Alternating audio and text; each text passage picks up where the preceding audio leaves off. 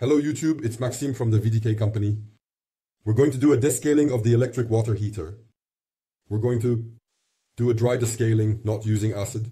We're going to remove the heating element, clean out the limescale by hand, and then we'll close it up. For the first thing, you need a Phillips screwdriver. We're going to remove the cover here.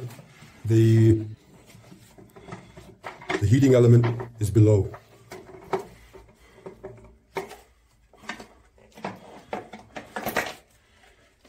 This is the heating element right here. So, it's this part here that we're going to remove. Let's start by disconnecting the electricity. Very, very important, of course, since we're going to take everything apart. Next, we're going to start by draining the water. For that, we're going to use the safety group that we're going to feed. Of course, you also need to turn off the water. Here, directly on the safety group.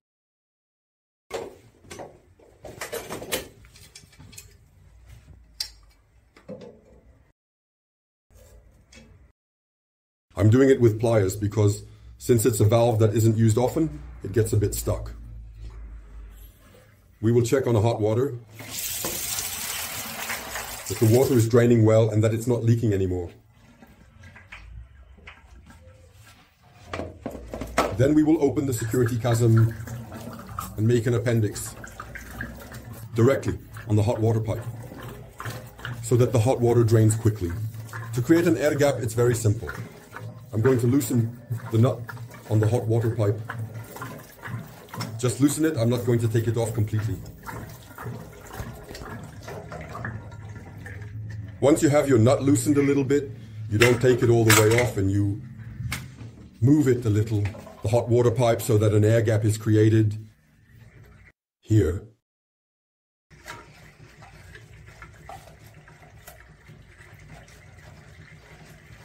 There you go. There, I can hear that an air gap is being created. We can hear that. You see, it's flowing here at the safety group much stronger. We can drain the boiler more quickly by creating an air gap on the hot water. What I'm going to do while the water is draining is, as I mentioned, to start by disconnecting the electricity properly before touching anything. I'm going to take apart the electrical box and remove the heating element. Steatite. We're dealing with a steatite boiler. There are two models. The steatite model is armored. For the armored one, I would have just removed the electronic plate and unplugged it, and that's it. It's being unplugged. Here, on a steatite, we're going to unplug the electronics and remove the steatite probe. For that, I'm just going to unscrew the electronic box here. There are two screws. I pull out the screws, I place them there so I don't lose them. By the way, when you have a problem with a breakdown of the casing or electric water heater from the brand Atlantic, it's the Atlantic brand that we're working with here. If you have a hot water problem, it's not a pressure issue, it's not some other problem, it's really a problem where the water is just no longer hot, it's cold. In fact, it's this entire electronic part and probe that we're going to completely remove. So here I have two screws that are stuck. With a Torx screwdriver, you take a Torx tunnel. There are the two screws here. It's the electrical ground that's connected in two different ways. And I'm removing this too so I can take out all the electronics. We're removing the second one as well. The second one I'm not removing completely. I'm just removing the wire. Here, we unplug. Here, similarly, it's the probe. We can't unplug this one, however, it needs to come out. As you can see, it's broken a little. It's due to the heat over time. That doesn't mean it's not working. I'm going to put it back just as it is. So we're going to take it out and put it back just as it is. We're unplugging here as well. As you can see, I already have the entire electronic part that's going to come out.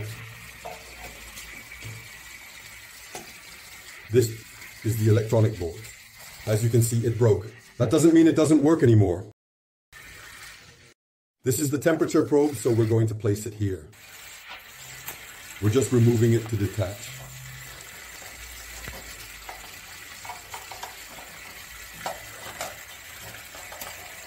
We're removing the probe. This is what heats your box. For the wood static lips, the armored resistor, it dips directly into the water. This is what we call a dry resistor. It is placed in a tube that is in the wood, the air, and so it heats up. It's very hot right now since we just took it apart. In a similar manner, I'll set it aside for now, and we won't need it until later at this point in time. There you have it. After 20-30 minutes, at most, you'll notice that the safety group, there's no more water flowing. Well, just a few drops, but that's not a big deal. You need to have a wrench or a 13mm socket. You will disassemble each nut directly on the heating element stub. As it will happen here, there is a small tab, for example, which is original, which was put on like that. You take it without hesitation, you twist it to access your nut. So there are 6 nuts. We're going to take them apart.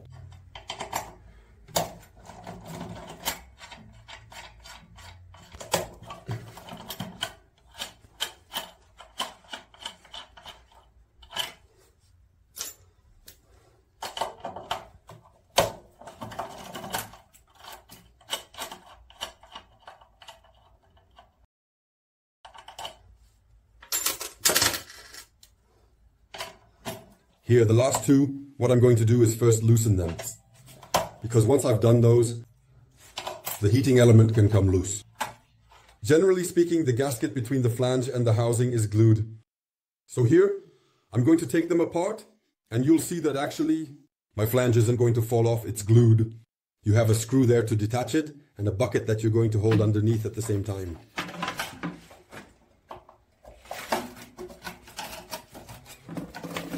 See, there are already a bunch of bits falling off.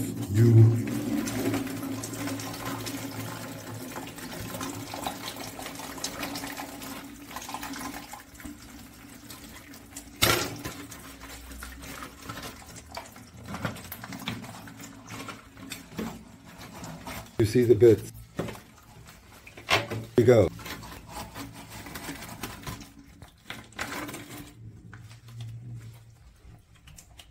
It's a bit hard.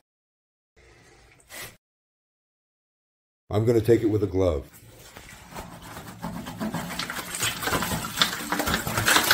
There you go.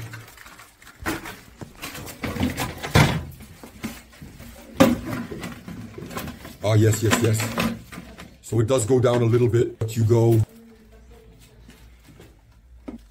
And if you look inside, you see all the limescale that's there. So now we're going to remove all the limescale that's in the wood, the air. That's how we're going to start. You need to have courage. The wood, the air, you wait for it to cool down completely. And that can take some time. It takes several hours. Either you have a bit more courage. Like me, I have a lot of courage, and I'm going to put my hand in there, knowing that it's very hot, and you're going to remove the wood, the air, all the limescale, sorry. You'll see. Yes, I'm still holding on to quite a few traces.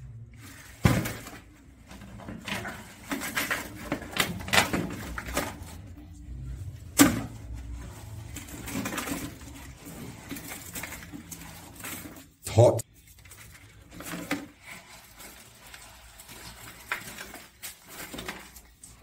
Water can reach the tempi. If the temperature is 60 degrees, expect the water inside to be 60 degrees when you put your hand in.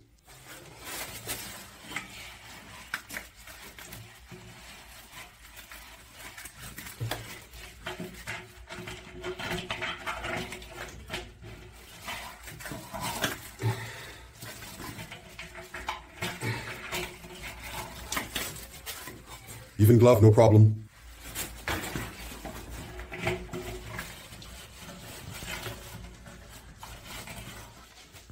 I'm going to close my safety valve. And actually, I'm going to reopen the water. For the duration of 20-30 seconds, just enough time to fill my bucket. For the water to flow into the boiler, there's no tube. There's a small tube up to here. On the other hand, for the hot water, there's a tube that goes all the way up. That's we don't care about. You just need to check with your hand that the tube is still there, that it's not damaged or broken. That's very, very important. When you do a crash check and you find that the tube is broken, there's no point in going back up. You need to replace it first. When the tube is broken, what happens? The cold water goes directly into the hot water tube, and you're only going to use that the hot water reserve in your water heater only goes up to there. You won't be able to draw water all the way to the top of the tank. On a 150-liter tank, you're going to have 20 or 30 liters of hot water and directly cold water. It's normal, it's the tube for the hot water that's broken. So I'm going to turn it on. Look at the color. There you go, I'm stopping it. I'm going to try to ice it. It's about icing inside just with my hands going through it so that I don't know how to do it. By doing it this way, I injected water inside and it rinsed everything out. There you go.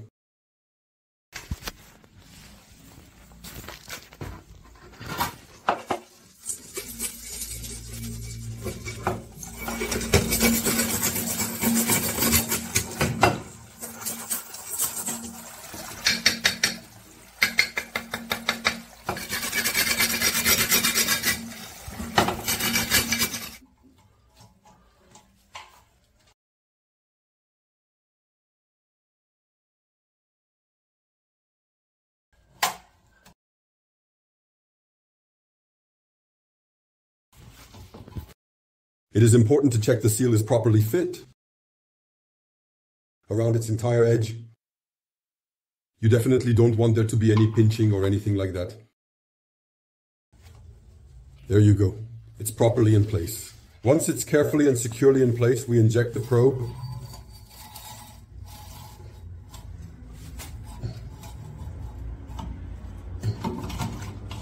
There you go.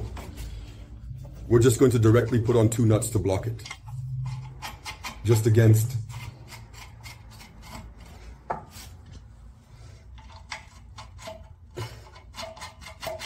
Just to block it.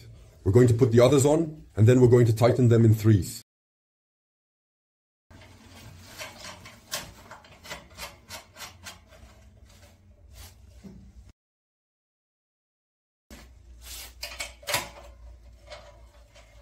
Tighten in 3s, very, very important here. 1, 2, we take its opposite, 1, 2. We do the same in 3s, 1, 2. 1, woo. I'm going to push hard against it. And I also tighten 1, 2. 1, 2, in 3s, 1, 2. But for those who know how to do mechanics, when you tighten the cylinder head on your engine, on your moped, you do it in a cross pattern. It's the same thing. It needs to be airtight. It has to be airtight. It's in a cross pattern. 1, 2, 1, 2. That one is definitely already very tightened. Well, there again, it's back against the ground. Come on, 1, 2, 1. 2. Sometimes you feel that it is quite tight. It tastes like you can feel it. It is really with the strength of the wrist. No specific tool to know how tight it is. There you go. So here, we're going to reassemble the electronics. But before reassembling the electronics, what I'm going to do, very, very important, I'm going to dry my hands and I'm going to dry the entire underside of the case. It's very important with a case. You dry here and there, we're going to put the resistor back in. You dry all around like this, everything you can touch. There's nothing wet. And you dry your hands.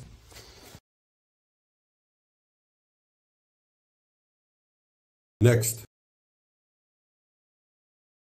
our famous resistor. We're going to dip it back in. And we're moving it.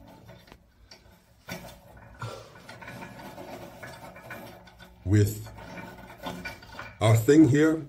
That way, once you tighten it, it's set.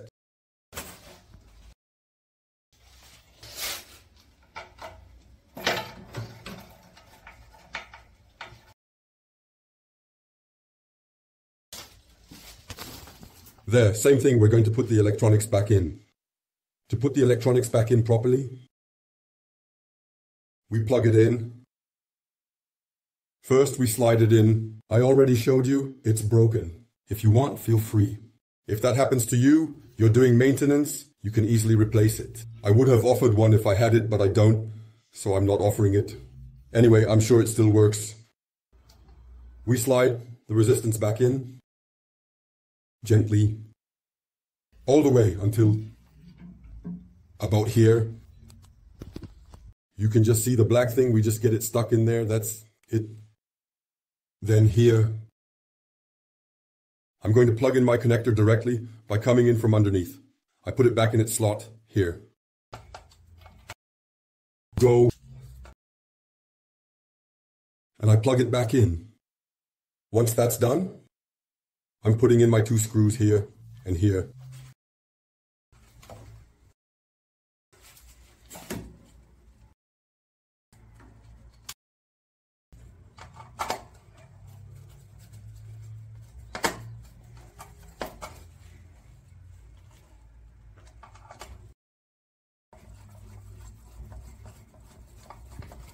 Very, very important thing. When you're building your electronics, it's really, really, really important. There's a real danger if you don't do it. It's to reconnect the ground. You need to reconnect the ground. This here is the ground. It's the ground of the probe. You see, it's right here. This and that need to be connected to the ground. The ground connects directly to the wood, the air, to the heating element. Here, where I took it apart earlier. For those who haven't seen it, remember, well, this is a, so the probe, it connects here too. We have a little probe here. We shouldn't forget to connect it as well. You see here, we reconnect it. This wire here, the same, very, very important. We're going to reconnect it too. And this, I had removed a screw for that. Who is here with a torque wrench? And who comes to put himself right behind the board? Here.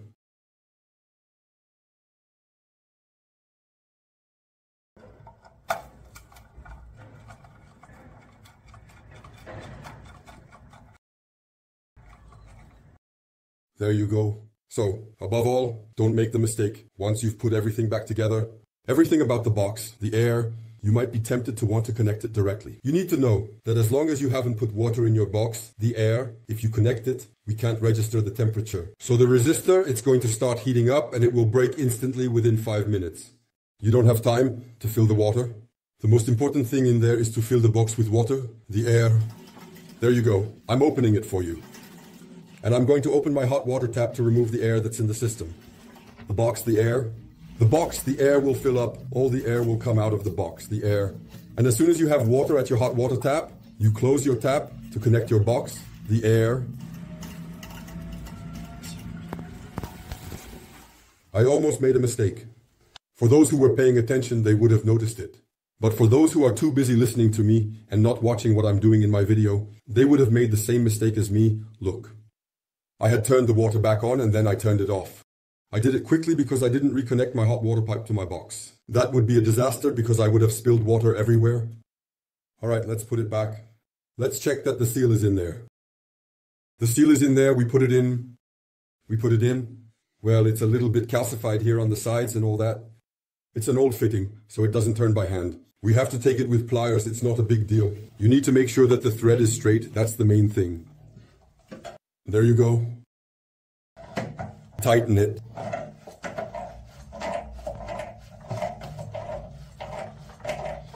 And I'm going to reuse the big pliers to have more strength to tighten my fitting.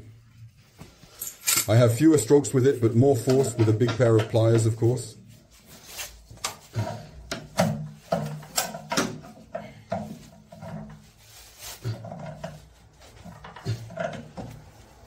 So, for those who are very meticulous, you can, rather than using pliers, use a wrench to tighten the fitting, just to avoid damaging it. Because when using pliers, you can slightly slip the fitting a bit. So, here we go. To redo what I had done right there, but being a little more serene, for having forgotten the water. Forget the hot water here and wait for the water to flow as you want.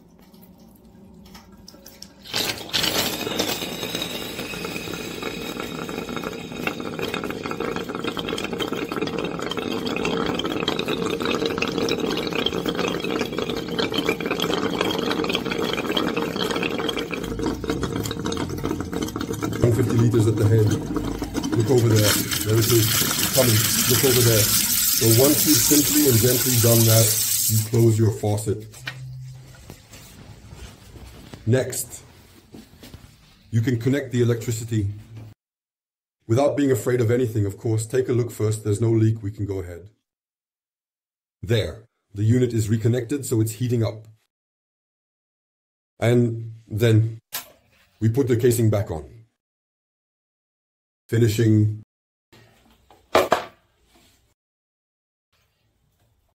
Once you've reconnected, don't touch here. If you touch both wires same time, just right over there at the carousel, right? So,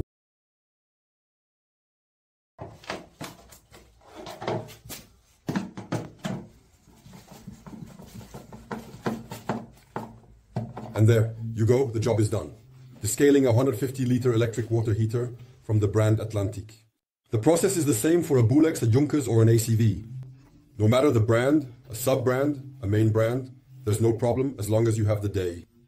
Replacing the flange, because if you don't have that replacement seal, there's a good chance you'll get stuck while working. There you go. If you have this video, don't hesitate to leave a like. Don't hesitate to subscribe too to follow all the other tutorials.